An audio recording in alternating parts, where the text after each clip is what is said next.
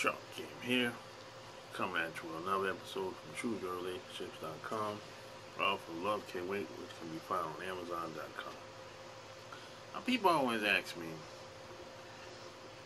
if you've been following me for a while, you know that I lived in Japan for a couple years.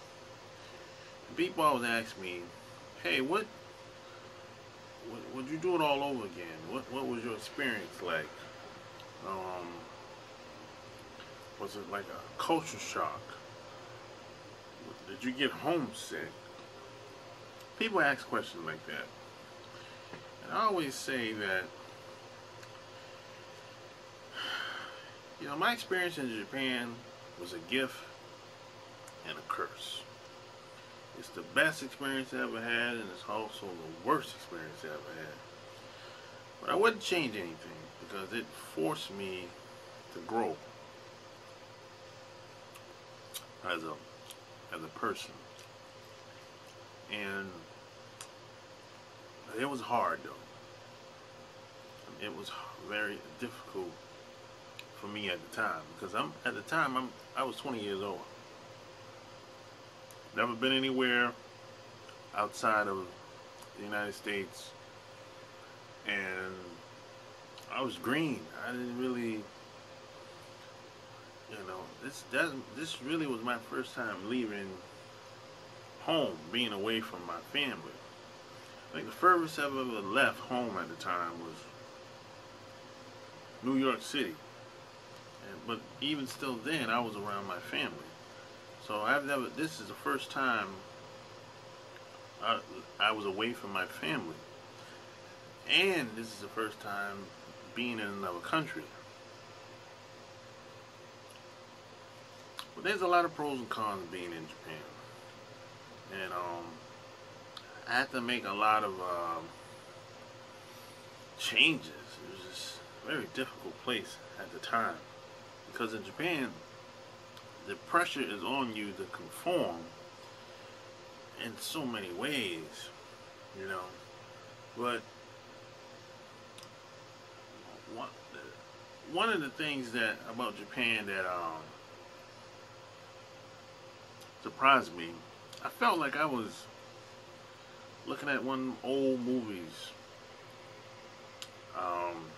that used to come on television when I was growing up in the 80s. Just the way they interact with each other, the whole way they socialize. It's kind of like the old school way of doing things. Everything is everywhere you go in Japan, everyone is doing the same thing over and over again. You go to the same restaurant, same thing. Same hotel, same thing. Go to somebody's house, same thing. Everyone's saying and doing almost the same thing. So the people that aren't doing those things, the people that aren't following the crowd, are usually secluded, are usually around a small group of people away from everyone else. Because most working class Japanese people, if you socialize with them and get to know them, and if they feel like you're not conforming or willing to conform, they'll shun you. They don't want to be around you. And what's going to happen is they won't invite you around whenever they have dinner or meet up somewhere or whatever. So you'll end up being secluded. And what's going to happen is you're probably going to end up being around other people that don't follow the status quo in Japan.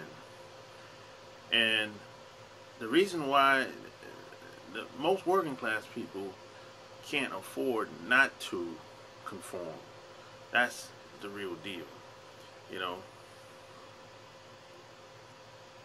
It is what it is. But the people that can afford not to conform, they go on and do whatever they want to do and meet the people that's in alignment with what they do and how they want to live. That's how it really is in Japan. But one thing that I surprised me in Japan is everywhere you go out in public, everything is very small. You know, space is kind of limited because there's so many people. It's 120 something million people, you know, by now. And space is limited, so that has a lot to do with it. But you know, I'm a kind of a big guy. I'm 6'2", about 200 pounds. So everywhere I went, I had to, well, not everywhere, but everywhere I went, you know, I took up more space than the average guy or girl. So some places I went, I had to duck my head, and if I went to somebody's house, for example, or apartment, you know, I had to take off my shoes. You know, that back then, you know, I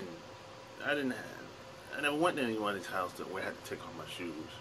I had to duck my head in most people's apartments. I had to, you know, the living rooms in these apartments were very small. The kitchen is super small in most people's apartments.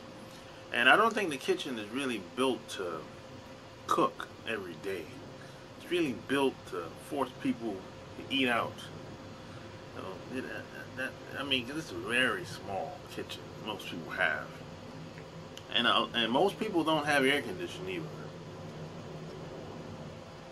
Air conditioning is very expensive over there.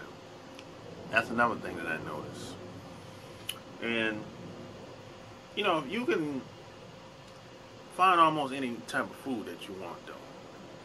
But the food of choice that I kind of fell in love with at the time was the beef bowl.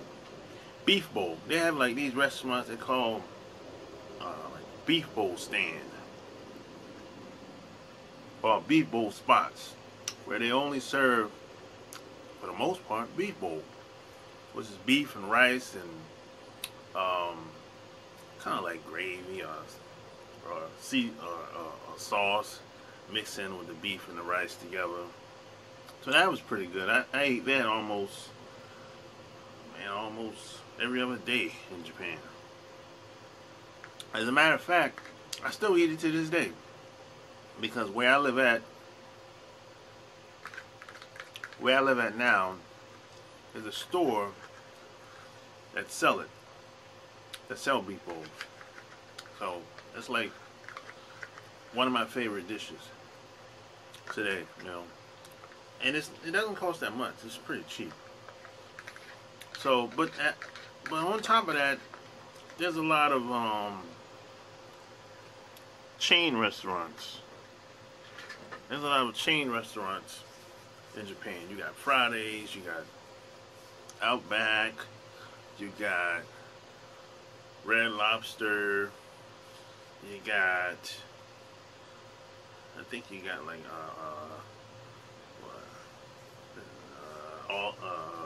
Charlie's. You got, there's a lot of chain restaurants over in Japan, especially in the Tokyo and Yokohama area.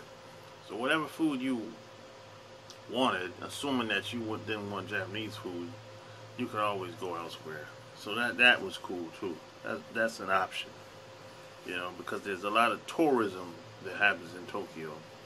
So they try to pander to the tourism to make more money. So that was always cool. And when it comes to shopping, this is the thing. You know, I like I'm into fashion.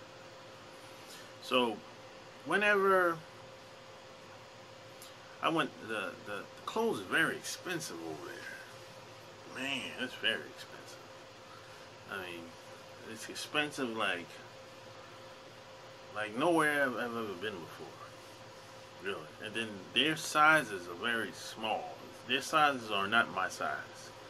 Like, for example, I wear a size 12 in sneakers. They don't have that.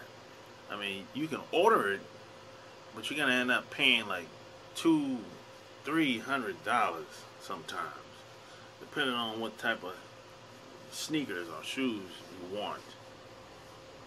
And uh, most Japanese people aren't going to. Most Japanese shoe owners, they're not going to make any extra order. You probably, more than likely, you would have to go to some of the African spots, or Jamaican spots, or somebody that's from Europe or somewhere. They have your sizes, or if they don't have your size, they'll order it for you. So you have to go to those spots. If you wear like anything over a size 10, that's considered to be very big in Japan, and their clothes are very small for men, because most Japanese men, they're not tall.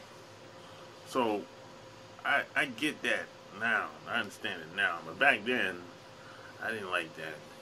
So I had to. So wherever, if I wanted to shop, I had to go on base only, or if I wanted to pay, if I was willing to pay extra money, I had to go out to Tokyo, to the other spots near Shinjuku or Harajuku, spots like that. But I wasn't willing to pay $200, $300, $400 extra for sneakers. I couldn't afford that shit at the time, you know. So those are just some things that it was like a culture shock to me. I was kind of blown away. And another thing that kind of shocked me is, I didn't know anything about Japan socially when I first went over there. And I'm new. I'm green. I don't know who's who as far as personality and the character of women or whatever. But there's this thing about Japan where it's like Japan is looked at least the perception of Japan is like the people very honest and they're very nice. But when I went over there, I've learned that everyone is just not like that. I've learned that not most, but there's a lot of women over there that can be just as scandalous as the women that are in America. Not only that, they celebrate a lot of the holidays in Japan that's in America. So Japan is really a American colony. That's all it really is, because you have a lot of military over there. U.S. military, Russian military, Australian military. There's a lot of military over there. So there's a lot of American military over there. And I just realized that a lot of these people are kind of, they follow us. They follow what we do here in America. I would say a good 60% of the younger people. I'd say anyone that's in the 20s, 30s, they pay attention to what's going on in America more than you think. Now some people might disagree with that, but if you go to Japan and you socialize and you talk to people, you say otherwise. So that I was kind of surprised with that. And they're in the hip hop, and that's cool because I'm into hip hop music too. I like hip hop music. They're into that. They go. So a lot of the rappers and singers and entertainers, they go to Japan. So that was cool. I like that. So like I remember the first time Kid Capri came over there. I went to see Kid Capri because I'm a huge fan of Kid Capri or whatever. So all of that was cool. The Alcoholics came out. The rap group came over there. There's a lot of people that came over there. Joe came over there. The singer Joe. Um, there's a lot of people. I didn't see everybody, of course, but I went to a lot of concerts, a lot of clubs, because a lot of the entertainers, rappers, singers, DJs, they do the clubs more than the like they don't really perform at a convention center very much over there. It's usually like a club or a club that's the size of a big ass warehouse, some shit like that. Usually it's always a big venue, but it's much bigger than the average club in America. So that's cool. Those are some cool things. But there's a lot of pros and cons. I tell you that, man. But you know, but the pressure is on to conform so much on so many levels over there until it's almost unbelievable. And and on so many levels, there's a lot of pressure for women to get married and have a baby in the early 20s. There's you know there's a lot of things that happen over there. It's like it never gets talked about. Everyone just keep it kind of sweep it under the rug. You know, they don't really um, like talking about problems and issues in society very much. I mean, they starting to come out of the closet now, but back then, I mean, if you had a problem with somebody, like let's say, for example, let's say you had a girlfriend in Japan, and let's say y'all have um, some type of issue, problems in a relationship. Now, coming from the Western world, we usually bring it up and we talk about it and we come up with solutions to solve the problems, right? In Japan, you don't talk about it at all, because if you talk about it, that's seen as weak to them. So it doesn't make any sense. So you're kind of supposed to suffer in silence and don't talk about it, and nothing's going to get done. And that's kind of that's a kind of a dysfunction, that happens over there. It's kind of like, you know, and if you talk to the average Japanese person about this, they'll say, "Oh, that's just our culture," or whatever, and that they justify everything, and they say, "Oh, it stems from our culture and everything," but that's not true. Everything is every bad. They try to say bad behavior stems from the culture, but a lot of times the bad behavior ain't got nothing to do with the culture. The bad behavior is based on the individual that's doing whatever they doing in most cases. So there's a lot of stuff that gets swept under the rug that people don't like talking about, and even if it has something to do with you directly, they still don't want to talk about it. They'll still feel a certain type of way, or they just won't they don't want you around no more, and they just might cut you off. And a lot of people in Japan, I think, for logical reasons, a lot of people don't know where people live at. That's another thing. That's kind of weird.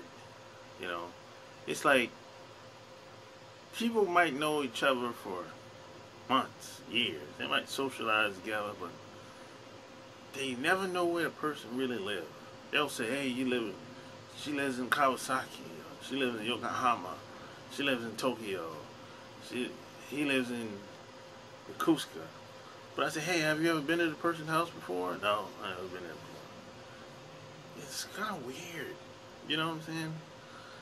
And it's like they don't. It's not all Japanese people, but I think most Japanese people don't know the value of friendship. they don't really know how to make friends. They're not really good when it comes to that. Especially when they come to America. They're not really good when it comes to that. So that's kind of surprising me. Because, they have this perception that they're very open and honest people, and they're outstanding group of people living in America and back in Japan, but that's not the case. They have their issues just like any other group of people do. But I think their programming is very strong, much stronger than living in America or any Western country. Because what's happening, they're still doing the same shit that stems back 100 years ago. Today, Japanese people are doing the same shit that goes back 100 years ago to this day. So that's some other shit programming. That program is strong. I'm talking the average person here. I'm not talking about certain individuals or certain groups. The average person is doing the same shit that they've been doing hundreds of years ago to this day. And they're not trying to do anything different. I don't care what it is. I don't care how smart it might be or how strategic it might be. You're not going to be able to talk them out of doing whatever they're doing right now, period. They don't want to be no trendsetter. They don't want to be, they don't really care about how much more productive they can be. They just want to do whatever they've been doing because somebody told them to do it, which is their parents 9 times out of 10. And that's it. So, there's pros and cons when it comes to living in Japan, and those are just a few. I can go on and on, but this video is getting a little too long. So if you like what you heard, check out my blog, chooseyourrelationships.com. Join my Players Club, and if you got questions, then I got answers. Until next time, I'm out. Peace.